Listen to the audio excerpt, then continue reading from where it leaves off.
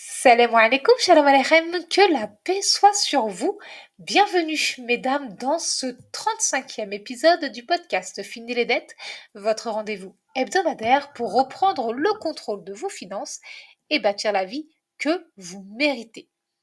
Ici, nous parlons d'argent entre femmes, sans tabou ni langue de bois, pour atteindre la liberté financière. Pour celles qui ne me connaissent pas encore, je me présente, je suis Malika Deriche, écrivaine, rentière dans l'immobilier et podcasteuse passionnée par l'autonomie financière, notamment celle des femmes. Aujourd'hui, nous continuons dans la série Budget avec un sujet que beaucoup de femmes connaissent parfois pendant des années. Il s'agit du découvert bancaire. Et je vous expliquerai comment finir le mois sans être en découvert bancaire. Selon la Banque de France, un Français sur 5 est en découvert bancaire au moins une fois par mois, et cela concerne majoritairement les femmes seules avec enfants. Même lorsqu'on fait attention, qu'on ne dépense pas trop, il arrive qu'on se retrouve dans le rouge. Et le pire, c'est qu'on s'y habitue. On trouve que c'est normal, mais ça n'est pas normal du tout. Heureusement, le découvert bancaire n'est pas une finalité, on peut s'en sortir. Oui, mesdames, vous pouvez en finir définitivement avec ce fichu découvert bancaire. Et aujourd'hui, je vous explique comment faire. Cet épisode se divise en 3 parties. Partie 1, pourquoi tant de femmes se retrouvent-elles en découvert bancaire? Partie 2, le plan parfait pour en finir avec le découvert. Partie 3, bilan de l'épisode et défi de la semaine. Comme d'habitude, mesdames, je vous invite à vous installer confortablement, prenez de quoi noter. Si ce n'est pas encore fait, abonnez-vous pour ne manquer aucun épisode et pensez à partager tout de suite cet épisode à une femme intéressée par comment finir avec les découvertes. Vous êtes prêtes? Allez, c'est parti. Partie 1. Pourquoi tant de femmes se retrouvent-elles en découvert bancaire? Avant de parler stratégie, avant de vous présenter le plan en trois étapes pour en finir avec les découvertes, il faut comprendre les vraies raisons qui poussent tant de femmes chaque mois à se retrouver dans le rouge. Parce que ce n'est ni un manque d'intelligence, ni un manque de volonté. C'est souvent un mélange de facteurs invisibles mais bien réels. Au cas où ce ne serait pas clair, le découvert bancaire signifie qu'on a un solde négatif sur le compte bancaire. En clair, vous n'avez plus d'argent disponible, 0 €. Et la banque vous prête l'argent que vous utilisez. Il s'agit donc d'une dette que vous avez auprès de votre banque. Le découvert, autorisé ou non, semble souvent être la solution à tous les problèmes, mais c'est faux. Le découvert bancaire est une dette. Mais alors, qu'est-ce qui pousse les femmes à contracter cette dette parfois tous les mois? Eh bien, il y a plusieurs raisons à cela. Petit 1, une charge mentale financière plus élevée chez les hommes chez les femmes que chez les hommes. Selon l'INSEE, les femmes sont 3 fois plus nombreuses que les hommes à gérer seules les finances du foyer, surtout dans les foyers monoparentaux. Il est à noter que cette étude ne tient pas compte d'une vérité très importante et trop souvent passée sous silence. Même lorsque les femmes sont en couple, certaines ont en charge le foyer à 100%, qu'elles soient d'accord ou pas d'ailleurs.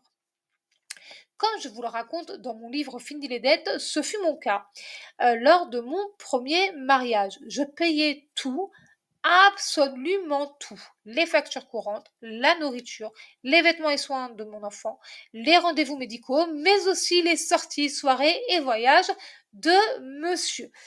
Je suis loin d'être un cas isolé. Comme je vous l'explique dans mon livre Fini les dettes, en réalité, j'ai acheté la paix. Et comme je viens de vous le dire, je suis loin d'être un cas isolé. Je connais personnellement des femmes actuellement qui vivent ou ont vécu avec des hommes qui vivaient à leur crochet. Je me souviens d'une proche qui me racontait, comme si c'était la chose la plus fantastique du monde, que son mari avait décidé de ne plus travailler. Ils avaient 2 enfants en bas âge. Elle est prof au collège et lui a juste décidé de ne plus travailler parce que ça ne l'intéressait plus. Donc, ils ne finançaient plus du tout leur foyer. Ils ne prenaient rien en charge. Je me souviens d'une autre femme qui avait fait des travaux dans son logement en location et son petit ami s'est installé chez elle. Et donc, là aussi, elle prenait tout en charge. Régulièrement, je l'entendais dire: «Il m'a encore mis dans la mouise», en un peu plus vulgaire. Mesdames, si votre conjoint se comporte comme un enfant, rappelez-vous de ceci: la pédophilie est interdite et vous n'avez pas à le prendre en charge ni à payer seul les charges du foyer. Je sais que quand je dis la pédophilie est interdite, ça vous choque, je suis au courant, mais il n'est pas normal, il n'est pas sain de se mettre en couple avec un homme enfant. Fin de la parenthèse.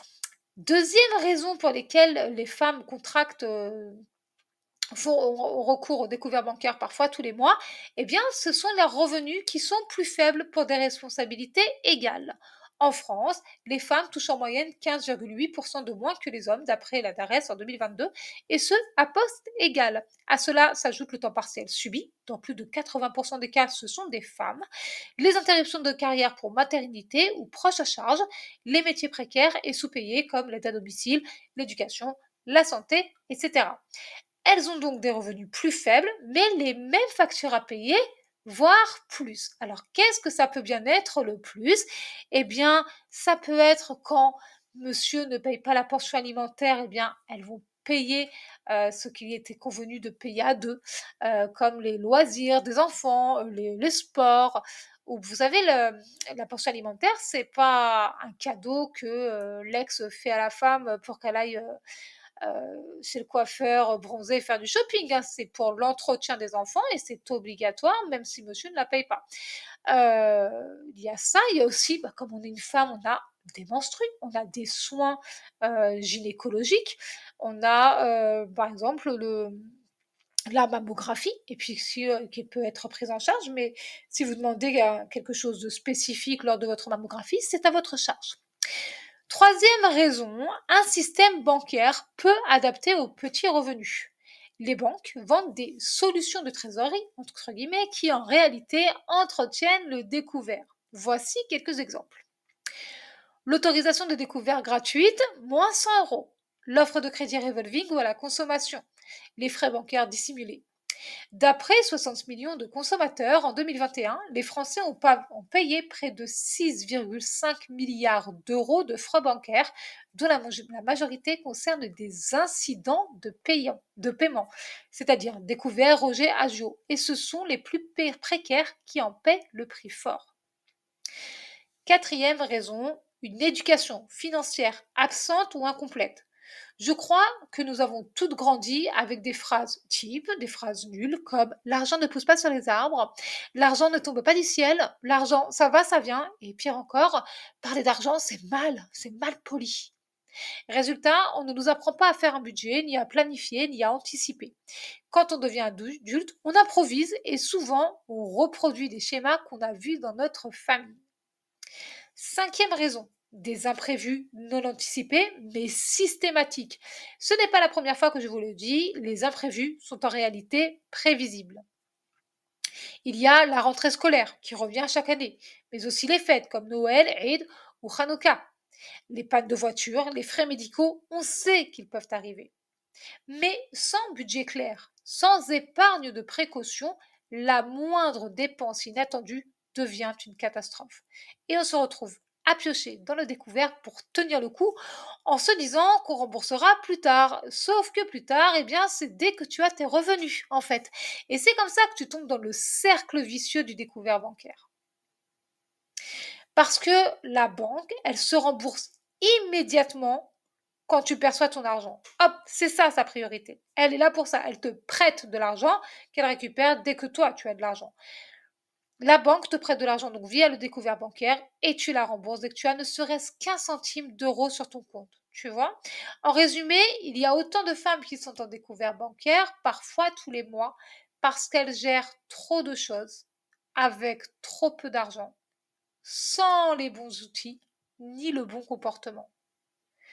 Mais ce n'est pas une fatalité. D'ailleurs, je t'explique tout de suite comment reprendre le pouvoir sur ton budget avec un plan en 3 étapes. Partie 2, le plan parfait pour en finir avec les découverts. Je sais que beaucoup de femmes pensent que quand on a des problèmes financiers, il est impossible de s'en sortir et qu'elles ne peuvent pas faire autrement que d'utiliser le découvert bancaire. Mais je sais aussi que si tu écoutes ce podcast, c'est parce que tu as décidé de changer de réalité financière. Tu veux des finances saines et une vie agréable. Et tu as raison. Donc voici les 3 étapes pour ne plus jamais avoir recours aux découvertes bancaires. Étape 1. Regarde les choses en face. Ce n'est pas la première fois que je le dis. Il est important de savoir où tu en es financièrement et pourquoi tu en es là. Donc, prends tes 3 derniers relevés bancaires. D'ordinaire, je te dirais que le dernier suffit, mais là, nous en sommes au 35e épisode, donc tu dois voir tes récurrences. Tu dois savoir ce qui se passe vraiment et pourquoi. Imprime-les et prends de quoi surligner et annoter. Sur tes relevés bancaires, souligne toutes tes dépenses inutiles, évitables et oubliées. Abonnements, frais, achats compulsifs, etc. Fais une addition simple, plus, de toutes ces dépenses pour chaque mois. Voilà, tu as sous les yeux tes fuites d'argent. Selon UFC Que Choisir, une famille peut perdre entre 200 € et 600 € par an en abonnement non utilisé. Quand tu identifies les fuites, tu les colmates. Résilie, réduis, coupe, simplifie. Dans tes finances comme dans ta vie, tu dois aller au plus simple et te concentrer sur ce qui te convient le plus. Tu dois savoir exactement combien tu as d'argent, combien tu dépenses et combien tu perds. Pour cela, tu dois suivre ton budget, soit via les fiches budget mensuelles offertes dans mon livre Fini les dettes, soit via ton application bancaire ou une autre de ton choix. Personnellement, et tu le sais maintenant, je recommande le suivi de budget écrit parce que l'écriture permet de vraiment se rendre compte de ce qui se passe. C'est comme avec le système des enveloppes. Tu vois les choses en face, tu les as sous les yeux et tu comprends comment tu peux améliorer ta situation. Tu vois bien que tu peux sortir du découvert. Le problème majeur avec les applis, selon moi, c'est qu'elles se contentent de catégoriser, de pointer. Lorsque tu suis et tu gères ton budget seul avec la méthode des fiches budget, tu es aux commandes, tu contrôles ce qui se passe. Tu ne te contentes pas de checker. Non, non, non. Tu es plus en mesure de prendre les bonnes décisions. Ce n'est ni mécanique ni automatique. Tu es réfléchi, tu vois ce qui se passe, tu agis en conséquence, tu prends les bonnes décisions et tu comprends que tu en es capable.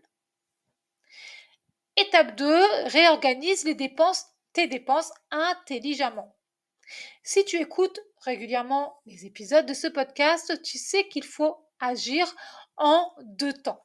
Dans un premier temps, tu fais une liste de tes dépenses inéluctables. Pour cela, tu peux créer des catégories. Par exemple, dans la catégorie maison, il y a le loyer ou le prêt immobilier, l'assurance habitation, l'électricité, l'eau, éventuellement le gaz, la téléphonie, Internet, le ou les abonnements de divertissement tels que Netflix ou Prime, par exemple. Tu l'as compris, dans cette catégorie maison, tu notes tout ce qui est en lien avec ton logement.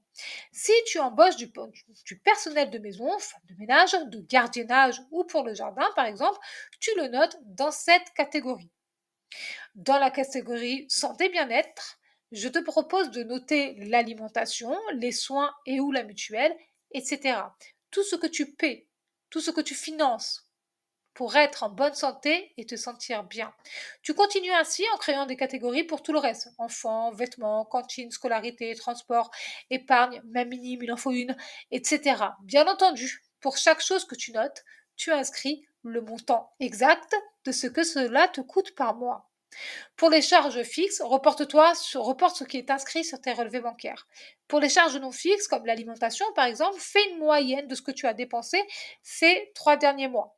Pour faire une moyenne, c'est très simple. Tu vas prendre le montant de chaque mois, donc on va dire janvier, février, mars, ce que tu as dépensé en janvier, ce que tu as dépensé en février, ce que tu as dépensé en mars, tu les additionnes et tu prends ce résultat-là, le résultat de ton addition, tu le divises par 3 et bim, ça te fait la moyenne. Note ce montant, tu ajusteras au fil des mois. Parce que tu le sais, quand on prend en compte, quand on s'occupe, quand on a un fort intérêt pour une chose dans la vie, par exemple, quand on se préoccupe d'un pan important de sa vie, là en l'occurrence les finances, tu le sais certainement, j'en ai déjà parlé, tout finit par s'aligner, entre guillemets, reprendre sa place. Ça signifie que quand tu vas voir ce que tu dépenses par mois en alimentation, que tu auras checké toutes tes fuites d'argent, que tu auras vu qu'en fait tu dépenses, je sais pas moi, en snack ou en fast-food ou bien en sucrerie ou bien en choses pas très saines pour le corps qui te causent du tort, tu vas te dire ah bah tiens j'ai qu'à retirer ça de mon budget pour voir ce que ça donne, et ne vas plus les acheter, tu vas être en meilleure santé physique, mentale et financière. Le bonheur. Profites-en pour créer tes enveloppes physiques pour tout ce que tu peux payer en espèces. Pour rappel, pour tout ce que tu paies directement via ton compte bancaire, les enveloppes numériques sont déjà créées. Pardon, donc là, tu n'as rien à faire. Dans un deuxième temps, construis ton budget mensuel avec toutes ces informations. Pardon, comme tu le sais, lorsqu'on crée son budget mensuel, on entre les catégories par ordre chronologique. Je m'explique. Des fois que ce ne serait pas encore clair. Tu touches tes revenus le 1, c'est une supposition. Sur ta fiche de budget mensuel, tu les inscris au premier du mois. Tu paies l'électricité le 15. Sur ta fiche de budget mensuel, tu écris électricité au 15. Là encore, à côté de chaque catégorie, de chaque chose que tu as écrite, tu écris le montant exact. Pour rappel, je le redis, tu dois noter les montants exacts, y compris ceux de tes enveloppes physiques. Cela signifie que quand tu vas retirer l'argent pour que tu vas mettre dans tes enveloppes physiques, tu vas noter sur ta fiche budget mensuel combien tu as retiré. Supposons que tu retires 450 euros pour tes fiches, pour tes enveloppes, eh bien tu vas marquer dans la catégorie ou dans le nom enveloppe 450 euros. Je sais que cette deuxième étape peut paraître longue et fastidieuse, mais je t'assure qu'elle fait toute la différence entre une femme qui est sans cesse en découvert bancaire et une femme à qui il reste de l'argent à la fin du mois. Une étude de la Banque de France montre que les personnes qui suivent leur budget chaque semaine réduisent leur taux d'endettement de 23% par an. Et comme tu le sais déjà, puisque je t'en parle beaucoup ici, dans ce podcast et dans le livre Fini les dettes, je recommande de faire une pause budget hebdomadaire, de préférence le mardi à l'heure du thé, c'est plus sympa. Ça fait une petite pause chocolatée. Celles qui ont déjà lu le Fini les dettes savent ce dont je parle. Voici 2 conseils bonus. Planifie les grosses dépenses à venir, fêtes, anniversaires, rentrées scolaires, vacances, etc. Tu peux aussi les lisser sur l'année en créant une épargne pour chaque grosse dépense. Décale les paiements automatiques à des dates stratégiques, le 5 ou le 10 par exemple, pas le 28 du mois. Étape 3, créer un filet de sécurité. Une fois que tu as stoppé l'hémorragie et organisé ton budget, il te faut un petit matelas de sécurité. L'objectif est d'y aller progressivement. Dans un premier temps, 100 euros, puis 300 euros, puis 500 euros en épargne de précaution. D'après une étude de l'INSEE, 60% des Français n'ont pas 500 euros disponibles en cas d'urgence. Toi, tu veux faire partie des 40% qui ont atteint un fonds de secours. Ça, c'est important. Ce petit filet de sécurité va te mettre en confiance et te permettre de voir par toi-même à quel point tu es capable de très bien gérer ton argent. Commence petit. Petit 1, fais ta pause hebdomadaire, fais ta pause budget hebdomadaire. Petit 2, mets 5 à 10 euros en épargne dans une enveloppe ou sur un compte dédié. Petit 3, quoi qu'il arrive, ne touche pas à cet argent. Cet argent-là, l'argent que tu épargnes pour ton filet de sécurité, il n'est pas là pour faire plaisir aux gens. Ce n'est pas pour aller te détendre avec tes copines. Ce n'est pas pour t'offrir des vacances ou un sac à main sous prétexte que tu le mérites ou que tu es fatigué. Ce n'est pas pour dépanner qui que ce soit. Ce filet de sécurité que tu vas te créer, il est là pour toi. C'est ta garantie d'une vie sereine. C'est un secret entre toi et ton argent. C'est ce qui te permet de dormir tranquille malgré les aléas de la vie. Même avec les minima sociaux, même avec de tout petits budgets, il est possible de se créer une épargne de précaution. J'en ai parlé dans l'épisode numéro 28 de ce podcast. Je t'invite à l'écouter ou à le réécouter si besoin. Si tu en ressens le besoin, évidemment, tu peux toujours le réécouter et prends des notes. Nous voilà arrivés à la dernière partie de cet épisode intitulé Bilan de l'épisode et défis de la semaine. Voici ce qu'il faut retenir aujourd'hui. Le découvert n'est pas une fatalité. Il est causé par le flou, un manque d'anticipation et parfois des habitudes toxiques, malsaines. En 3 étapes simples, tu peux reprendre le pouvoir sur ton budget. Petit 1, fais le point honnêtement. Petit 2, organise ton argent de manière stratégique. Petit 3, constitue-toi un filet de sécurité, même petit. Passons maintenant au défi de la semaine. Pour ce défi, je t'invite à prendre 1 heure pour analyser ton mois précédent. Durant cette heure précieuse, tu vas retourner dans le passé, entre guillemets, pour faire ceci. Lister toutes tes dépenses. Supprimer ou réduire au moins 2 dépenses non essentielles. Mettre 5 € de côté dès aujourd'hui. Ce défi va avoir un impact psychologique et émotionnel positif parce qu'en retournant dans le passé, tu vas voir clairement les erreurs qui te mènent au découvert. Ce sera peut-être inconfortable, mais c'est aussi ce qui va te permettre de prendre une décision importante, celle de faire de meilleurs choix pour être en sécurité financière. Dis-moi en commentaire quelles sont les 2 dépenses non essentielles que tu décides de réduire ou de retirer. Personnellement, lorsque j'avais plus de 12 000 € de dettes, j'ai décidé de ne plus aller au café et de ne plus faire de shopping. Je sais qu'il n'est pas facile de se défaire de certaines habitudes, mais crois-moi, cette décision peut changer ta vie. Très souvent, une simple décision, même petite, peut changer la vie. Si cet épisode t'a aidé, inspiré, motivé, je t'invite à le partager à au moins une femme de ton entourage. Je suis certaine qu'elle te remerciera et moi aussi.